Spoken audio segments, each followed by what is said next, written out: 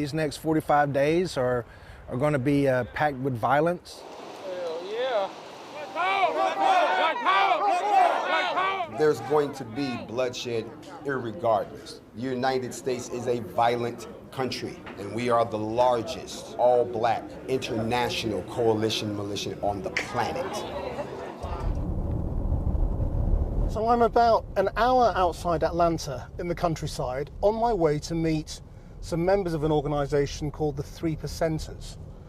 And their leader out here is a guy called Chris Hill. And all I know about him is that he's a former soldier and he goes by the code name General Blood Agent. How you doing? Nice to meet you. Nice to meet you. 3%ers make the disputed claim that just 3% of American colonists fought the British in the Revolution.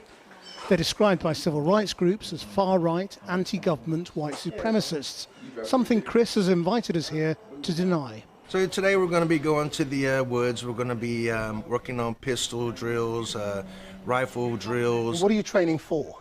People may try to come and take what you got. So we want to be able to protect what we have, or to move and make contact with the threats and take out the bad guys. Precisely who the enemy is ranges from Black Lives Matter and anti-fascists to any Democrat who wants gun control. Lord knows what's going to happen November 4th if, when people wake up and Donald Trump has been elected president, the left is going to absolutely lose their minds. Cities are going to burn. And what happens if it goes the other way? I hope the silent majority would rise up and stand against a Biden presidency, especially if there's an allegation of fraud. If on election night there's no clear result and neither Trump nor Biden concedes, these militias are expecting to be out on the streets, and you can see how things might go wrong. I want to correct the myths and misconceptions about what 3%ers and what 3% militia is really all about. The myths being what? That every 3% militiaman is a neo-Confederate, Nazi, white supremacist, anti-government hillbilly running around playing Call of Duty in the woods. Are there any of them? No, I'm a freaking Marine Corps veteran, and I'm doing what I do. What do you think of what happened to George Floyd? In my opinion, the officers should not be charged with murder and should not be imprisoned for that. Earlier this month, militias gathered in Louisville, Kentucky, at the same time as anti-racist protesters demanded justice for Breonna Taylor, a black woman shot dead in her home by police. There was shouting and pushing, but no real violence. Close by, a new militia was also gathering, entirely lawfully, to demand justice. All its members are black. I'll call in reinforcements. And they have a charismatic leader called Grandmaster Jay. He isn't easy to meet face to face. Move, move, move! I'm in a retail park on the outskirts of Atlanta, and this is the rather unlikely setting where I've been told I could get to meet some of the most important people in black militia and black power. Black power! Black power! Black power! Black power! They had come for the funeral of Hashim Nzinga, one of the leaders of the new Black Panther Party.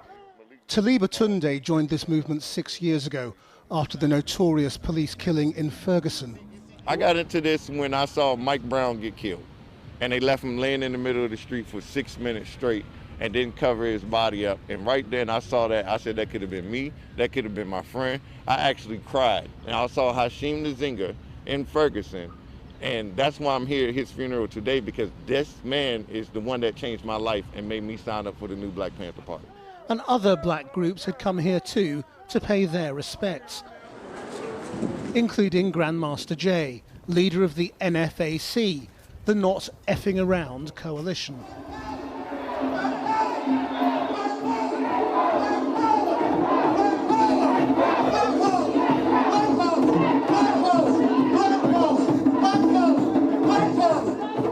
We embody everything of the almighty Black Panthers, today and the past, but we're something else.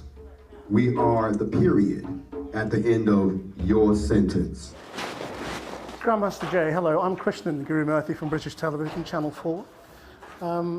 What is your goal? The protection of the black race, the policing of the black race, the education of weapons of the black race. We want a seat at the table in the UN too. We want to have someone that gets upset when one of us is brutalized. We don't want prayers, and we want another country, even if it's one that we build. Do you think that the anti-racist protest, the Black Lives Matter movement, do you think that is a sort of a naive way to try and bring about change? I would not say it's naive. I would say that it satisfies the definition of insanity, doing the same thing over and over again and expecting a different result. And they can continue to do what they want to do. They haven't achieved anything yet. If they had, we wouldn't exist. Do you think African Americans should be arming themselves now? There are 432 million guns in this country right now. That means there's more guns here than there are people. Should they be arming themselves? They've already armed themselves. The question then becomes, how do we equalize the playing field? Then we too have armed ourselves. We're meeting power with power. The Second Amendment famously says a well-regulated militia is necessary to the security of a free state. Within weeks, America could be staring at disputed election results, with opposing and heavily armed militias both believing they have right on their side and are prepared to fight for it.